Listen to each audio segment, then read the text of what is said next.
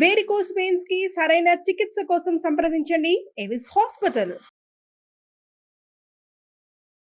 నమస్కారం, welcome to Suman TV. నేను గీతాంజలి. ప్రస్తుతం మనతో పాటు ప్రముఖ జ్యోతిష్యులు బ్రహ్మశ్రీ నందిభట్ల శ్రీహరి శర్మ గురువు గారు ఉన్నారు. వారితో మాట్లాడదాం. గురుగారు నమస్కారం అండి. వాగర్థావివ సంపృక్తౌ వాగర్థ ప్రతిపత్తయే జగతః పితరౌ వందే పార్వతీ పరమేశ్వరౌ. సదాశివసమారంభాం శంకరాచార్య మధ్యమాం అస్మదాచార్య పర్యంతం వందే గురు పరంపరాం. ఆదిత్యాయ చ సోమాయ మంగళాయ బుధాయ చ గురుశుక్ర శనిభ్యశ్చ రాహవే కేతవే నమః. శృంగేరి జగద్గురు పీఠాధిపతులకి, కంచి పీఠాధిపతులకి నమస్కారములు తెలియచేసుకుంటూ కార్యక్రమాన్ని ప్రారంభిద్దాం. గురుగారు, కార్తీక మాసం దాదాపుగా సగం పూర్తయిపోయినట్లే. అయితే కార్తీక మాసం అనగానే సోమవారాలు చాలా విశేషంగా చెప్తారు. అలాగే ఏకాదశి, ద్వాదశి, పౌర్ణమి అనేది ఇంకా విశేషం. అసలు మాసం అంతా చేసినా చేయకపోయినా ఒక్క పౌర్ణమి రోజు ఉపవాసం ఉండి ఒత్తులు వెలిగించి ఆలయానికి వెళ్ళి అక్కడ కాసేపు గడిపి ఆ రోజు అంతా పూర్తయిన తర్వాత ఉపవాసాన్ని విరమించి ఇక చాలు, ఇంకా సంవత్సరం అంతా మనం పూజ చేసుకున్నటువంటి భాగ్యం అని అందరం భావిస్తామండి. అయితే మీరు ఒక మాట అన్నారు లాస్ట్ టైం వీడియోస్ చేసేటప్పుడు, పౌర్ణమి ఎంత విశేషమో అంతకు మించిన విశేషమైన రోజులు ఇంకా ఉన్నాయమ్మా కార్తీక మాసంలో అన్నారు. వాటి గురించి ప్రత్యేకంగా ఒక వీడియో చేద్దామని. అయితే ఇంకా ఆ రోజు ఇప్పుడు ఉందా అండి, లేకపోతే 15 రోజుల ముందే పూర్తయిందా? ఆ వివరాలు తెలియచేయండి. ముందుగా వీక్షించేటువంటి సుమన్ టీవీ ప్రేక్షకులకి గమనిక, ఈ కార్తీక పౌర్ణమి సందర్భంగా ఊర వాడవాడల అందరూ కూడా భక్తి ప్రపత్తులతో దీపారాధన, ఈ యొక్క ఈశ్వరుని ఆరాధన అనేటువంటిది చేస్తూ వచ్చారమ్మా. అవును. కానీ పంచాంగములు తిరిగేస్తూ ఉంటుంటే ఈ కార్తీక సోమవారాల మీద దృష్టి పెట్టినప్పుడు ఒక అద్భుతమైనటువంటి విషయం కనబడిందమ్మా. అంటే ఈ క్రోధినామ సంవత్సరం ఈ కార్తీక మాసానికి మాత్రమే పరిమితమైనటువంటి రోజుగా చెప్పవచ్చని నా పరిశీలనలో.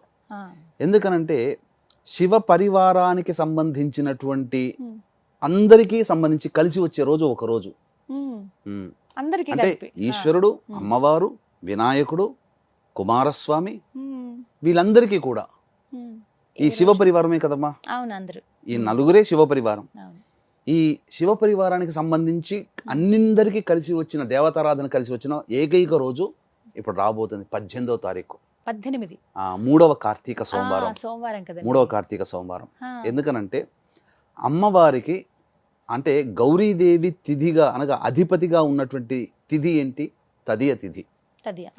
తర్వాత సోమవారం, కార్తీక సోమవారం ఈశ్వరుడు. మళ్ళీ ఈశ్వరునికి ఇంకొక ప్రత్యేకత ఉంది. ఆ రోజున ఉన్నటువంటి నక్షత్రం ఏంటమ్మా? మృగశిర నక్షత్రం. మృగశిర నక్షత్రానికి అధిపతి ఎవరు? కుజుడు. కుజునికి అధిష్టాన దేవత మళ్ళీ సుబ్రహ్మణ్య స్వామి. అంటే ఇక్కడ సుబ్రహ్మణ్య స్వామి యొక్క సంబంధం కూడా వచ్చి చేరింది. ఇక 4వది వినాయకుడు. ఆ రోజున సంకష్టహర చతుర్థి, 18వ తారీఖు రోజున. అంటే మధ్యాహ్నానికి వస్తుందండి. అంటే ప్రదోషకాల సమయంలో చతుర్థి ఉంటే కనుక ఆ రోజే చేసుకోవాలి. సంకష్టహర చతుర్థి సోమవారం 18వ తారీఖు అయింది. అంటే వినాయకుడు, ఈశ్వరుడు, అమ్మవారు, కుమారస్వామి, సుబ్రహ్మణ్య స్వామి నలుగురికి సంబంధించినటువంటి రోజుగా చెప్పబడి ఉంది. కాబట్టి ఈ రోజున ఎవరైతే వీక్షిస్తున్నటువంటి ప్రేక్షకులు 3వ కార్తీక అంటే తెలిసి తెలియక కూడా చాలా మంది భక్తి ప్రపత్తులతో ఈశ్వరుని ఆరాధన చేస్తారు. అది అందరూ చేస్తారు. కానీ ఇప్పుడు మనము చెప్పబోయేటువంటిది తెలుసుకొని ఇంకా కొంత సమయం మన దేవతారాధనకి గనక వెచ్చించుకుంటే మరింత పుణ్య ఫలితము. అసలు చెప్పాలనంటే ఈ కార్తీక మాసం అంతా కూడా చేసిన పుణ్య ఫలితం ఒక్క రోజుకే వస్తుందేమో అన్నంతగా ఆ కలయిక ఉందమ్మా. మరి ఏం చేయాలంటే ఆ రోజున సాధారణంగా వివాహం కావాల్సినటువంటి అమ్మాయిలు ఆ రోజున కాత్యాయని వ్రతం చేయండి. ఎందుకంటే మృగశిర నక్షత్రం ఉంది కదా, అమ్మవారు కాత్యాయని వ్రతం చేసేటప్పుడు అమ్మవారు అధిష్టాన దేవత కాత్యాయని. అంటే తదియ తిథి కూడా కలిసి వచ్చింది, సోమవారము అయ్యింది. కాబట్టి వివాహం కావాల్సినటువంటి అమ్మాయిలు కాత్యాయని వ్రతాన్ని అనగా పుస్తకం బయట షాపులో పుస్తకంలో దొరుకుతుంది. కాత్యాయని వ్రతాన్ని ఆచరించి ప్రదోషకాల సమయంలో ముత్తైదువుకి పిలిపించుకొని, ఒక్కరిని కానీ ముగ్గురిని కానీ పిలిపించుకొని వారికి స్త్రీ అలంకరణ వస్తువులు అంటే అద్దము, దువ్వెన, కాటుక, గాజులు, రవిక బట్ట, పూలమాల, పసుపు, కుంకుమ ఇవన్నీ కూడా ఆ ముత్తైదుకి వాయనం ఇచ్చి ముత్తైదుకి భోజనం పెట్టి తాంబూల దక్షిణ ఇచ్చి చేస్తే ఆ వ్రతం యొక్క సంపూర్ణ ఫలితం దక్కుతుంది. ఇది వివాహం కావాల్సినటువంటి వాళ్ళకి. ఇక ముఖ్యంగా కుజదోషం ఉన్నటువంటి వాళ్ళు కూడా ఈ కాత్యాయని వ్రతం సోమవారం చేయొచ్చు. సాధారణంగా మంగళవారం నాడు చేసుకుంటారు. కానీ ఈ సోమవారం, కార్తీక సోమవారం మృగశిర నక్షత్రము తదియ తిథి కూడా ఉన్నటువంటి కారణం చేత ఆ విధంగా చేయండి. ప్రదోష కాలంలో అమ్మ ముత్తైదుకి దానం ఇవ్వడం. ఇక ఆ రోజున కార్తీక సోమవారం కదా, బ్రహ్మ ముహూర్తమున లేచి చక్కగా ఈశ్వరుని చిత్రపటం, అంటే చిత్రపటం ఎలా ఉండాలంటే శివ పరివారం ఉండాలి, స్వామి ఉండాలి, అమ్మవారు ఉండాలి, పక్కన ఒక వినాయకుడు, ఇంకొక పక్కన కుమారస్వామి, వీళ్ళందరూ వాహనములతో సహా చిత్రపటం ఉన్నప్పుడు ఆ చిత్రపటానికి గన్నేరు పూలతో కానీ మల్లె పూలతో కానీ ఇలా ఏదైనా కానీ పుష్పించే పూలమాల వేసి చక్కగా శివ సహస్రనామము, గౌరీ సహస్రనామ పారాయణం చేయాలి. తర్వాత వినాయక అష్టోత్తరము, కుమారస్వామి అష్టోత్తరము, సుబ్రహ్మణ్య అష్టోత్తరం 3 సార్లు పారాయణం చేయాలి. తర్వాత వడపప్పు, పానకము ఇవన్నీ కూడా నైవేద్యం పెట్టాలి, చలివిడి కూడా నైవేద్యంగా పెట్టాలి. ఇక కుజదోషంతో బాధపడుతున్నటువంటి వాళ్ళు సుబ్రహ్మణ్య స్వామి అనగా శివాలయానికి చేరుకుంటే ఆ శివాలయంలో శివ పరివారం అంతా ఉంటారు. గణపతి ఉంటాడు, సుబ్రహ్మణ్య స్వామి ఉంటాడు, అమ్మవారు ఉంటాడు, ఈశ్వరుడు ఉంటాడు. ఆ రోజున చక్కగా అర్చనాభిషేకాదులు ఆ దేవాలయంలో గోతనామాలతో జరిపించుకోవడం ద్వారా వాళ్ళ సంకల్పం అనేటువంటిది అతి శీఘ్రముగా నెరవేరుతుందమ్మా.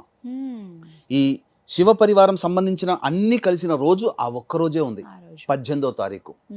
ఇక మరొక్క విశేషం ఏంటంటేనమ్మా, ప్రదోషకాలం సాయంకాలం 6:30 కల్లా తదియ వెళ్ళిపోతుంది, చవితి వస్తుంది. ఆ తరువాత మధ్యాహ్నం 3 గంటలకల్లా మృగశిర నక్షత్రం వెళ్ళిపోతుంది. అంటే ప్రదోషకాల సమయానికి సూర్యాస్తమయం 6:03, 6:04 ఉంది. ప్రదోషకాల సమయానికి శివుడి నక్షత్రమైనటువంటి ఆరుద్ర నక్షత్రం ఉంది.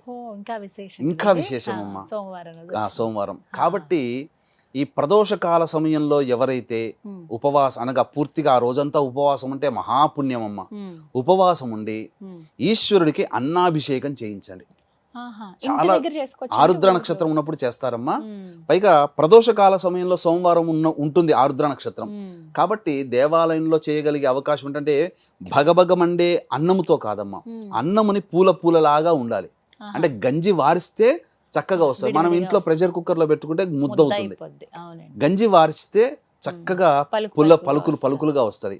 కాస్త ఆరబెట్టి చల్లబడ్డ తర్వాత గోరువెచ్చగా మరీ వేడిగా కాకుండా ఆ ఉన్నటువంటి దాంట్లో అన్నాభిషేకం చేస్తే ఆ ఈశ్వరుడు ఆరుద్ర నక్షత్రము సోమవారము ఆ కలిసి వచ్చిన రోజు మాత్రం ఇంకా మళ్ళీ రేదమ్మ.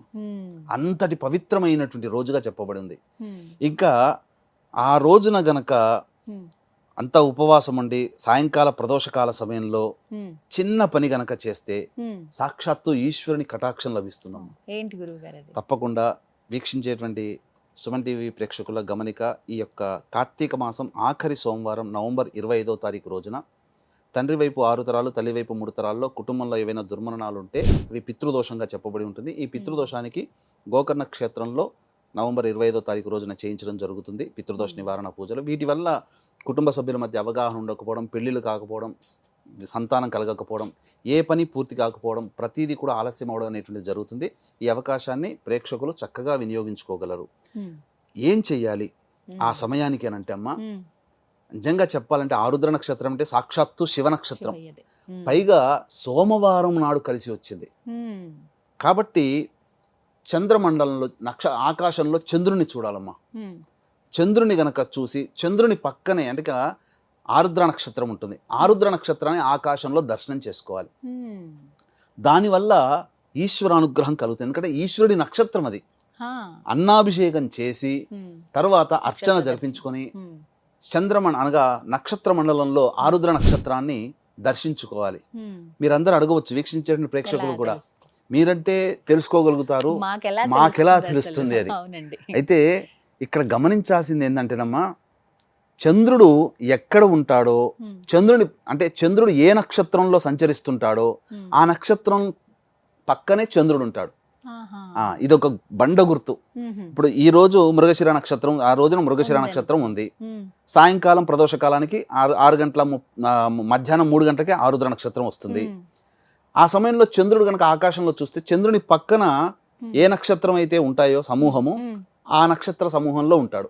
ఆరుద్ర నక్షత్రానికి ఆనుకునే చంద్రుడు ఉంటాడు. ఎందుకంటే ఆరుద్ర నక్షత్రంలో చంద్రుడు సంచరిస్తున్నాడు కాబట్టి ఇక సందేహమే లేదు. ఎలా గుర్తుపట్టడం ఆరుద్ర నక్షత్రాన్ని అంటే, ఆరుద్ర నక్షత్రం యొక్క రూపం ఎలా ఉంటుందంటే తాండవిస్తున్నటువంటి నటరాజు యొక్క స్థితి ఉంటుంది, ఇలా ఉంటుందన్నమాట.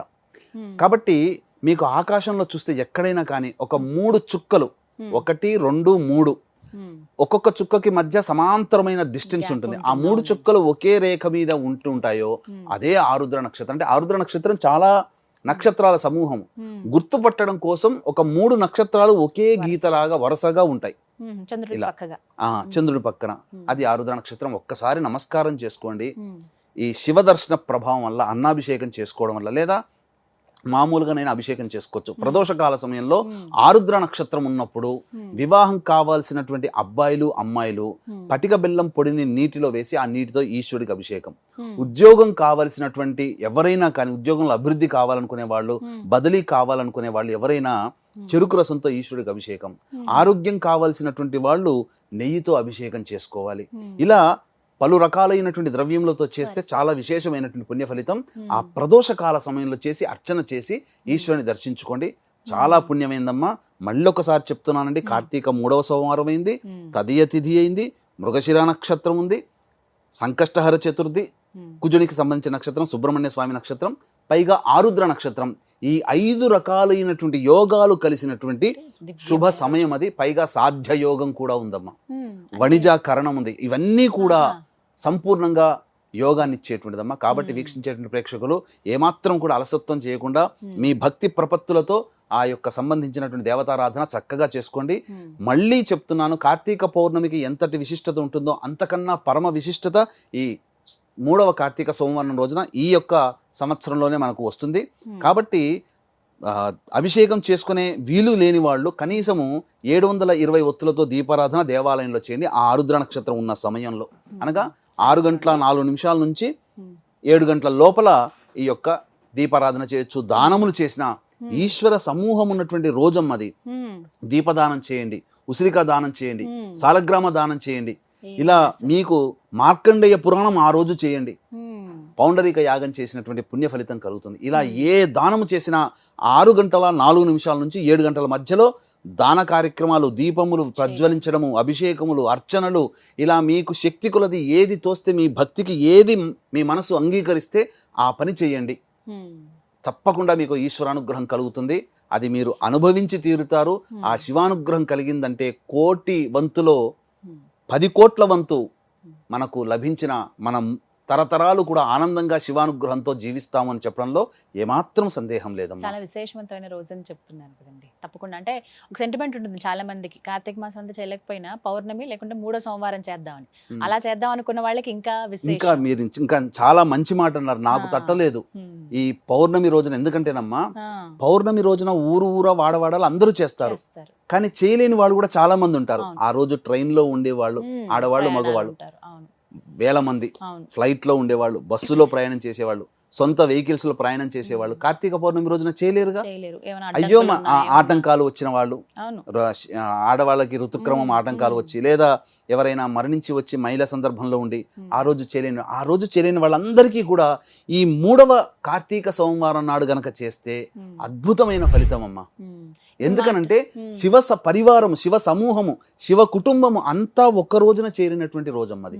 మళ్ళీ 4వ సోమవారం లేదు. ఇప్పుడు మాటలు అన్నారు మహిళని, కొంతమందికి సంవత్సరం మహిళ ఉంటుంది కదండి, అలాంటి వాళ్ళు చేసుకోవచ్చు. పితృదేవతల్ని ఉద్దేశించి దీపారాధన చేయొచ్చు, పితృదేవతల్ని ఉద్దేశించి దానాది కార్యక్రమాలు చేయొచ్చు, తప్పులేదు. ఆ విధంగా అది మొత్తానికి విశేషవంతమైన, చాలా చక్కగా చెప్పారు గురుగారు. ఈ విషయం అయితే తెలియదు మాకు ఇప్పటి వరకు. మామూలుగా 3వ సోమవారం చేసుకుందాం అనుకున్నాం, కానీ ఇంత విశేషం కాబట్టి ఖచ్చితంగా అందరూ ఆచరిస్తారు ఆ రోజున ఉపవాసం చేయటం కానీ, అభిషేకాలు చేసుకోవటం, ఆరుద్ర నక్షత్ర దర్శనం అనేది. నమస్కారం గురుగారు. సర్వం శ్రీ ఉమామహేశ్వర పరబ్రహ్మార్పణమస్తు.